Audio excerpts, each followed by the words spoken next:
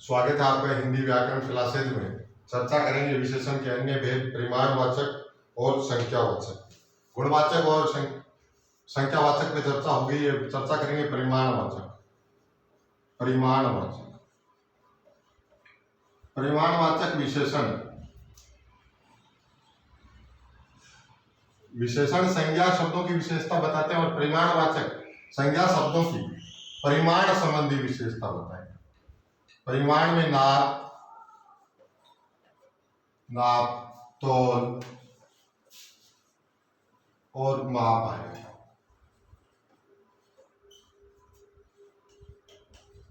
नाप, तौल, माप संबंधी विशेषता। परिमाणवाचक भी संख्यावाचक की तरह दो प्रकार का होता है, अनिश्चित और निश्चित। निश्चित परिमाणवाचक, निश्चित परिमाणवाचक, अनिश्चित परिमाणवाचक। अनिश्चित परिमाणवाचक,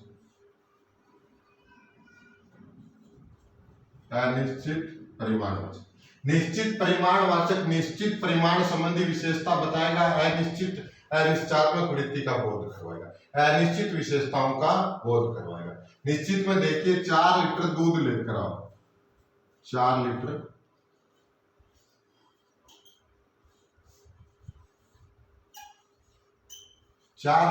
लीटर दूध लेकर आओ।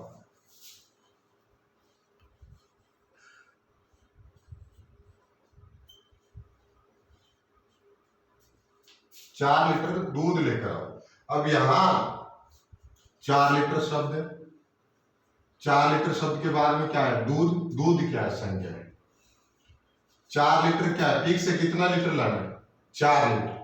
तो जहां निश्चित का बोध होगा वहां परिमाणवाचक होगा। और हमने कल भी चर्चा की थी कि संख्यावाचक और परिमाणवाचक में फर्क क्या होगा, कि संख्यावाचक में संख्या के बाद में संज्ञा आएगी और परिमाणवाचक में नाप, तौल और माप संबंधी इकाइयां आएंगी। जैसे देखिए यहाँ 4 लीटर, अब लीटर क्या है? एक माप की इकाई है, तौल की इकाई कितनी है? 4 लीटर।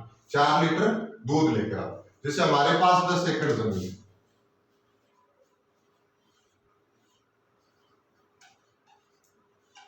हमारे पास 10 एकड़ जमीन है। हमारे पास 10 एकड़ जमीन। अब 10 एकड़ देखिए, ये एकड़ क्या है? जमीन के नाप की इकाई है। और संख्या के बाद में क्या है? नाप, तौल, मात्रा से संबंधित इकाई आएगी तो वो परिमाण होगी। अगर इकाई नहीं आती तो क्या होता? संख्यावाचक होता। वहां संख्या के बाद में सीधा संज्ञा शब्द आ रहा था, यहां संख्या के बाद में संज्ञा शब्द नहीं आएगा। आएगा तो क्या? परिमाण संबंधी इकाई आएगी। हमारे पास 10 एकड़ जमीन है, फिक्स है। जो चीज फिक्स होगी नाप, तौल, मात्रा में, वो निश्चित परिमाणवाचक होगी। देखिए मरने पे 2 गज जमीन, मरने पर 2 गज जमीन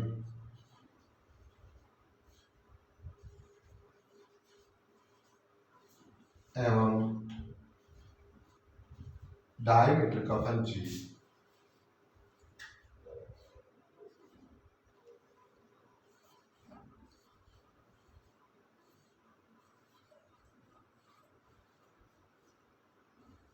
मरने पर 2 गज जमीन और 2.5 मीटर का पंची। 2 गज फिक्स है और 2.5 मीटर, 2.5 मीटर क्या? ये भी फिक्स है। जैसे बाजार से 10 किलो चीनी ले आना, बाजार से 10 किलो चीनी ले आना।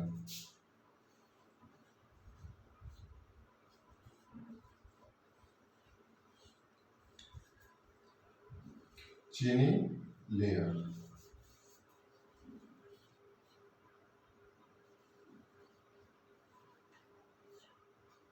दस किलो, 10 संख्यावाची शब्द है, उसके बाद में किलो एक माप की इकाई आएगी। और संख्यावाची शब्द के बाद जब इकाई आएगी ना परिमाण की, तो वहां हमेशा परिमाणवाचक विशेषण होता है। अगर फिक्स है तौल, तो निश्चित होगा, अगर फिक्स नहीं है तो अनिश्चित होगा। जैसे जरा सा नमक ले लो, जरा सा, अनिश्चित परिमाणवाचक पे चर्चा कर रहे हैं, जरा सा नमक ले लो।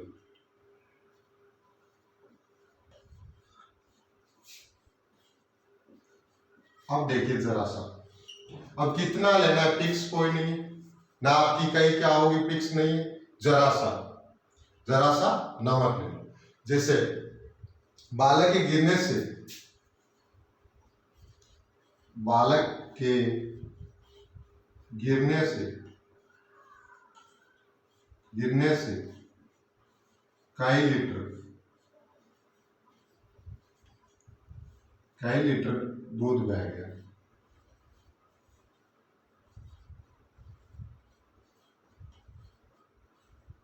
कई लीटर, अब देखिए लीटर, कितने लीटर बहा कुछ फिक्स नहीं है, लेकिन अनिश्चित के बाद में भी क्या आया, नाप की इकाई आई है, माप परिमाण की इकाई आ रही है, तो अनिश्चित परिमाणवाचक होगा। अगर यहाँ अनिश्चित होता और माप की इकाई ने आके सीधा क्या आता, संज्ञा शब्द आता, तो वहां अनिश्चित संख्यावाचक होता। विशेषता आपको एक ही ध्यान में रखनी है कि अगर संख्यावाचक विशेषण की क्या होगी, विशेषण के बाद में संज्ञा, विशेषण के बाद संज्ञा आएगा, विशेषण के बाद में संज्ञा शब्द आएगा, और परिमाणवाचक में विशेषण के बाद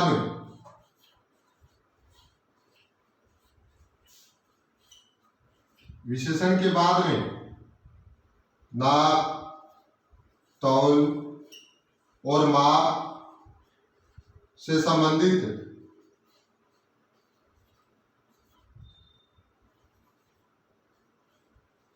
इकाई आएगी,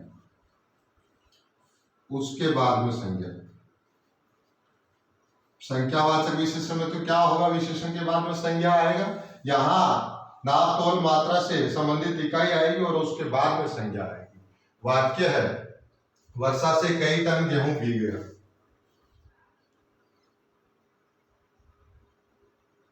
वर्षा से कई टन गेहूं भीग गया।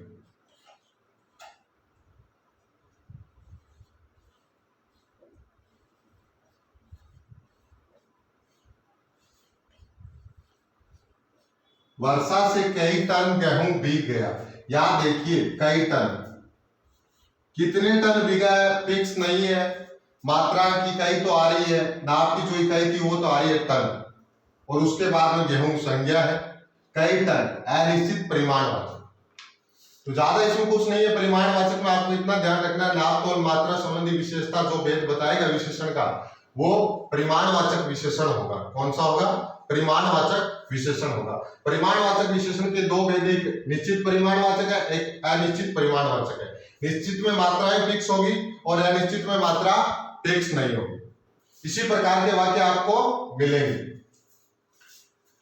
अंतिम भेद इसका विशेषण का है, वो है संख्यावाचक विशेषण, सॉरी संकेतवाचक विशेषण।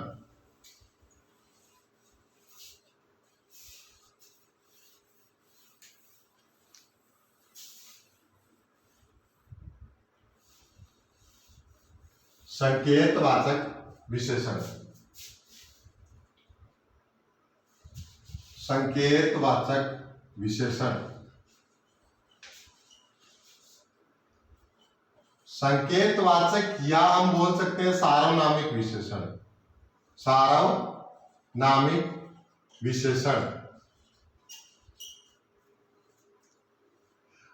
सार्वनामिक विशेषण। इसमें संज्ञा शब्दों की ओर संकेत के माध्यम से विशेषता बताई जाएगी, और ये सर्वनाम की जगह काम आते हैं, तो सार्वनामिक विशेषण। पहचान क्या है, अगर संज्ञा या सर्वनाम नाम शब्दों से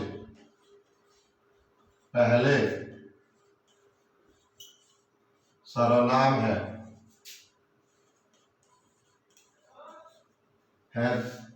तो वहां सार्वनामिक विशेषण होगा।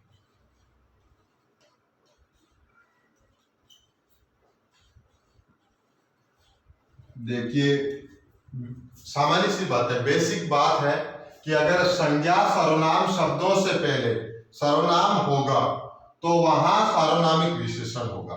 अगर संज्ञा के स्थान पर सर्वनाम होगा, संज्ञा के स्थान पर सर्वनाम होगा तो वहां पर हमेशा सर्वनाम होता है, हमेशा सर्वनाम होता है।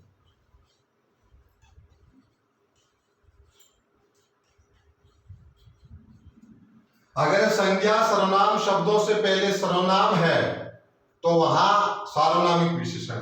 जो संज्ञा शब्दों से पहले जो सर्वनाम है वो क्या है? सार्वनामिक विशेषण है।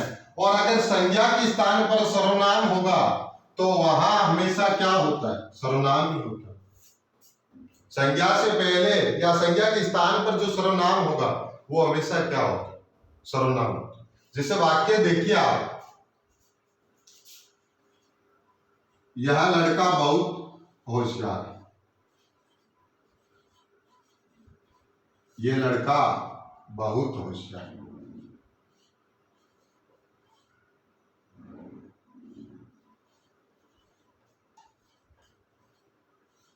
वह लड़का, ये लड़का बहुत होशियार है।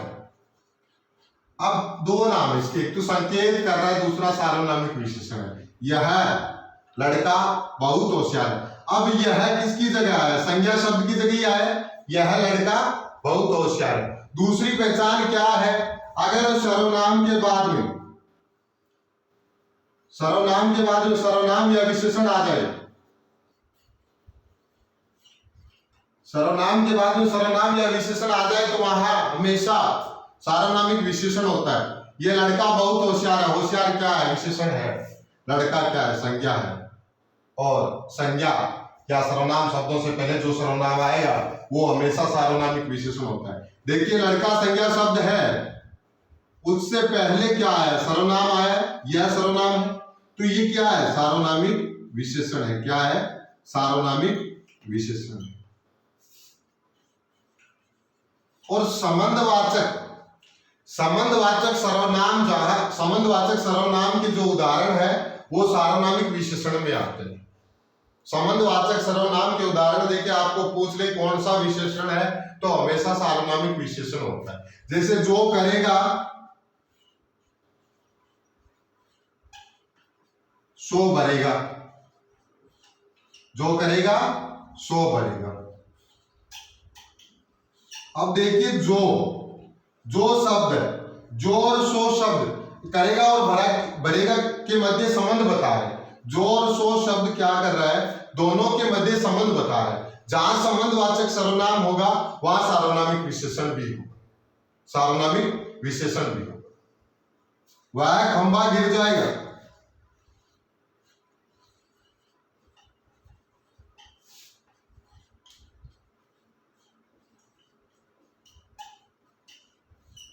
वह संकेत कर रहा है, वह खंभा गिर जाएगा। संकेत हो रहा है कि भाई वह खंभा गिर जाएगा। अगर सीधा आ जाए वह गिर जाएगा। यहां सर्वनाम तो दोनों में वह है, लेकिन फर्क क्या है दोनों में? वह खंभा गिर जाएगा। यहां संज्ञा से पहले सर्वनाम आया है, और जब संज्ञा से पहले सर्वनाम आएगा तो हमेशा सार्वनामिक विशेषण होगा। और संज्ञा के स्थान पर सर्वनाम आएगा तो वहां हमेशा सर्वनाम होता है। वह खंभा गिर जाएगा सार्वनामिक विशेषण है, सार्वनामिक विशेषण है। और वह गिर जाएगा अन्य पुरुषवाचक सर्वनाम, अन्य पुरुषवाचक सर्वनाम, अन्य पुरुषवाचक सर्वनाम है। अब देखिए कुछ और उदाहरण, जैसे यह वही व्यक्ति है, यह वही व्यक्ति है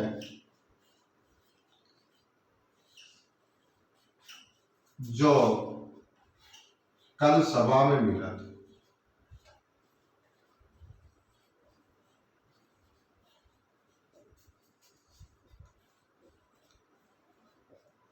अब देखिए जो वही और यह के बाद में क्या आया, वही आया। वही क्या है, सर्वनाम है। संज्ञा सर्वनाम शब्दों से पहले जो सर्वनाम होगा वह सार्वनामिक विशेषण होगा। यहां यह के बाद में वही सर्वनाम आया है, तो यह क्या है, यह सर्वनाम है, यह सार्वनामिक विशेषण है। यह क्या है, सार्वनामिक या संकेतवाचक आप विशेषण बोल सकते हैं, सार्वनामिक विशेषण है। वही निश्चय करवा रहा है हमें, यह वही क्या करवा रहा है, निश्चय करवा रहा है, तो निश्चयवाचक सर्वनाम है। क्या है, निश्चयवाचक सर्वनाम है। जो अब यह वही व्यक्ति है, इस वाक्य के शब्द का या शब्दों का अन्य पदों के साथ संबंध कौन सा शब्द बता रहा है, जो। यह वही व्यक्ति है, व्यक्ति का इन अन्य पदों से संबंध कौन सा शब्द बता रहा है, जो। और जहां जो सर्वनाम संबंध का बोध करवाएंगे वो संबंधवाचक सर्वनाम होते हैं। संबंधवाचक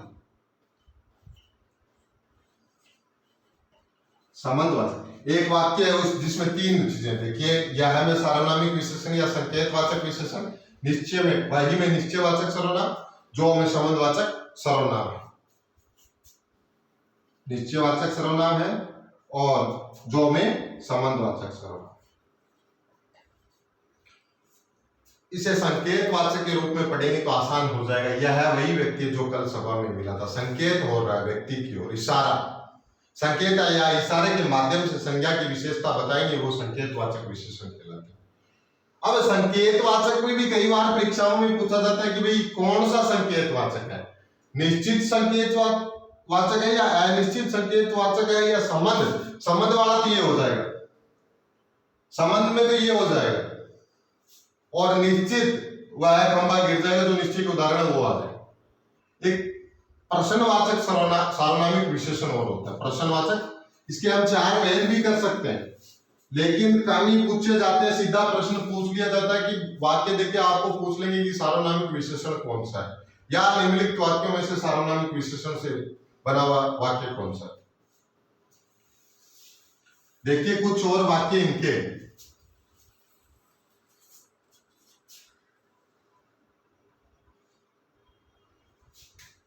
क्या ये पुस्तक तुम्हारी है,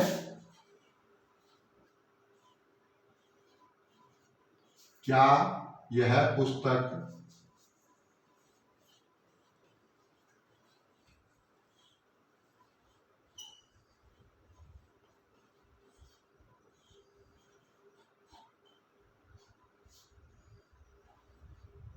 या क्या के बाद में क्या है, सर्वनाम आया है, और उसके बाद में क्या है, संज्ञा है। अगर संज्ञा सर्वनाम शब्दों से पहले सर्वनाम होगा तो सार्वनामिक विशेषण होगा। लेकिन इसका जो तरीका है कौन सा सर्वनाम सार्वनामिक विशेषण है, क्या इसमें किसका बोध हो रहा है, इसमें क्या है, प्रश्न का बोध हो रहा है, तो ये प्रश्नवाचक सार्वनामिक विशेषण है, प्रश्नवाचक सार्वनामिक विशेषण है। जैसे क्या यह तुम्हारी पुस्तक है, संकेत तो कर रहा है लेकिन साथ में क्या कर रहा है, प्रश्न कर रहा है। और देखिए पहले सर्वनाम शब्द के बाद में सर्वनाम शब्द आया, और जब सर्वनाम शब्द के बाद में सर्वनाम शब्द आए तो वहां सार्वनामिक या संकेतवाचक सार्वनामिक विशेषण, यहां सार्वनामिक विशेषण या संकेतवाचक विशेषण होता है। क्या यह पुस्तक तुम्हारी है, यह क्या है, निश्चयवाचक।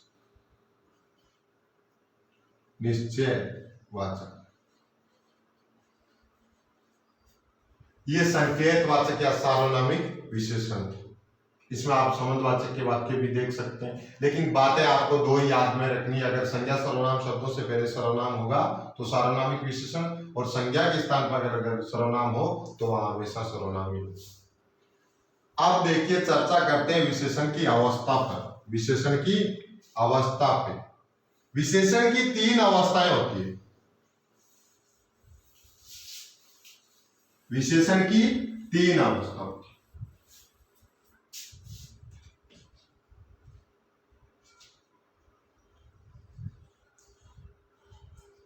मूलावस्था, उत्तरा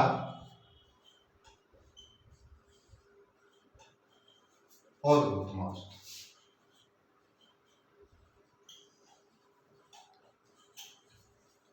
देखिए मूल अवस्था, जब विशेषण मूल अवस्था में होगा तो मूलावस्था होगी, जिससे राम सुंदर है, राम सुंदर है, किसी के मध्य तुलना नहीं हो रही है, हम राम की तुलना कर रहे हैं, सुंदर है। और जब दो संज्ञा शब्दों के मध्य तुलना या अधिकता या न्यूनता की बात होगी तो वहां उत्तरावस्था होगी। राम श्याम से सुंदर।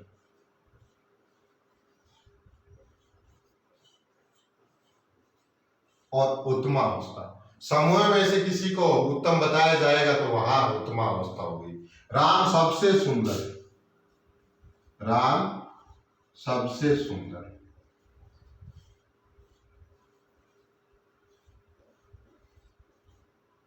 राम सबसे सुंदर है।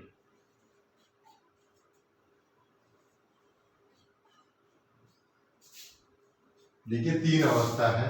मूल अवस्था में होगा तो मूलावस्था, जब दो के मध्य तुलना होगी तो उत्तरावस्था, समूह में उत्तम बताया जाएगा तो उत्तमावस्था। पहचान क्या है? जैसे उत्तरावस्था में तर लगता है और उत्तमावस्था में तम लगता है। उच्च ये मूल अवस्था है, मूल अवस्था का अर्थ है रूढ़ विशेषण, उच्च मूल है, अब तर लगाएंगे उच्चतर, ये उत्तरावस्था है, उत्तमावस्था उच्चतम। इसी प्रकार निम्नतर और निम्नतम, इसी प्रकार को आपको अभ्यास करना है। जो मूल सर्वनाम है उनके पीछे तर और तम लगा, बाकी ज्यादा कुछ नहीं। अब बात करेंगे भाववाचक संज्ञा और विशेषण में अंतर। भाववाचक संज्ञा और विशेषण में अंतर, भाववाचक संज्ञा और विशेषण में अंतर की बात करेंगे।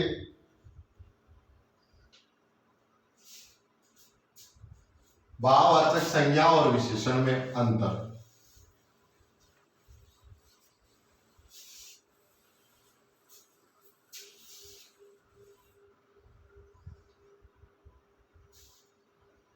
विशेषण व भाववाचक संज्ञा में अंतर।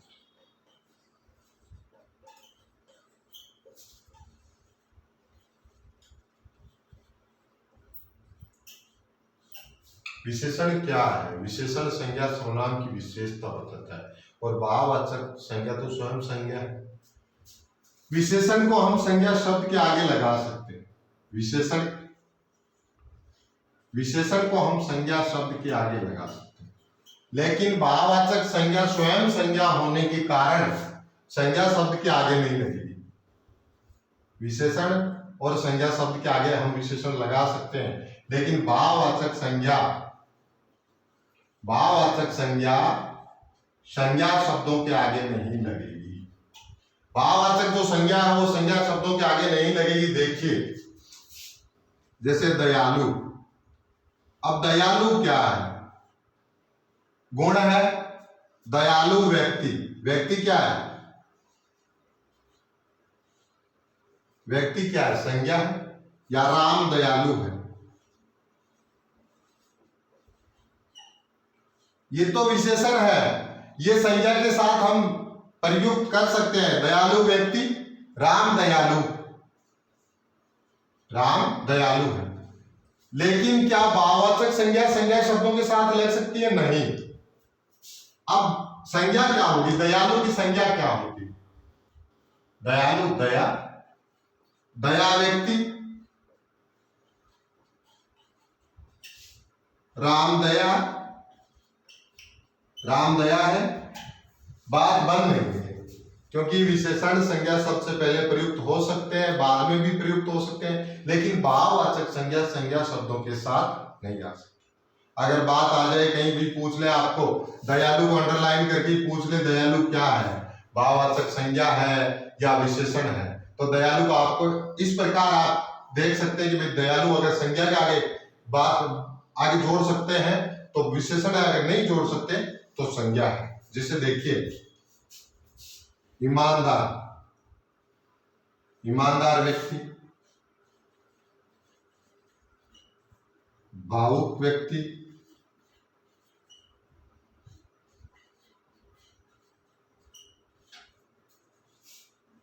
ईमानदारी व्यक्ति, ईमानदार गुणवाचक विशेषण है, ईमानदारी उसका भाव होगा, ईमानदारी व्यक्ति, भावुक, भावुकता,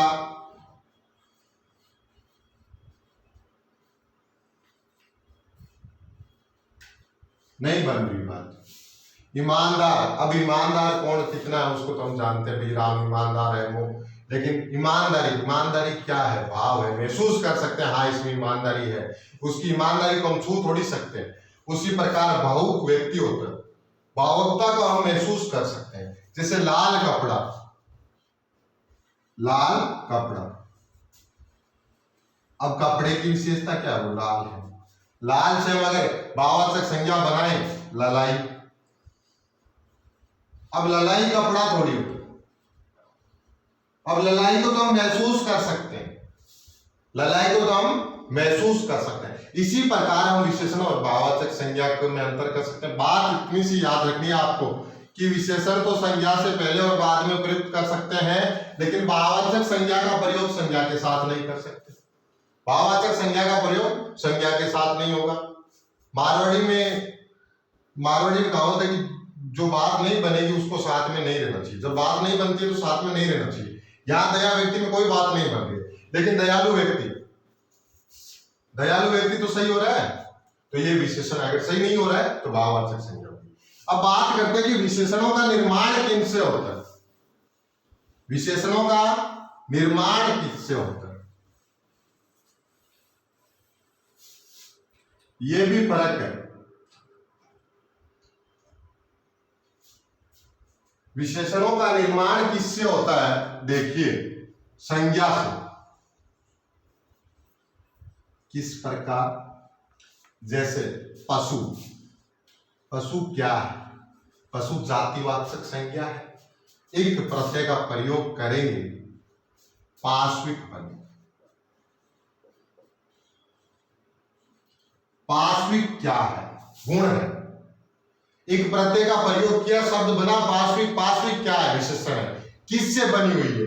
अब आपको प्रत्यय का ज्ञान होना चाहिए, प्रत्यय अलग करोगे तो संज्ञा का पता चल जाएगा, भाई संज्ञा शब्द है या क्रिया है या सर्वनाम है या विशेषण से। अगर अब जैसे दया, दया से क्या बनेगा, आलू प्रत्यय जोड़ेंगे, दयालु। भारत, भारत एक देश का नाम है, व्यक्तिवाचक संज्ञा है, ये प्रत्यय जोड़ेंगे भारतीय। अगर बात करें क्रिया की तो लूटना, लूटना में एरा प्रत्यय जोड़ेंगे लुटेरा।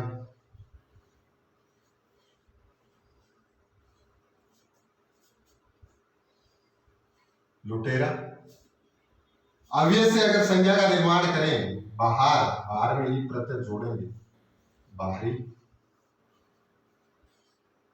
तो विशेषणों का निर्माण संज्ञा से, सर्वनाम से,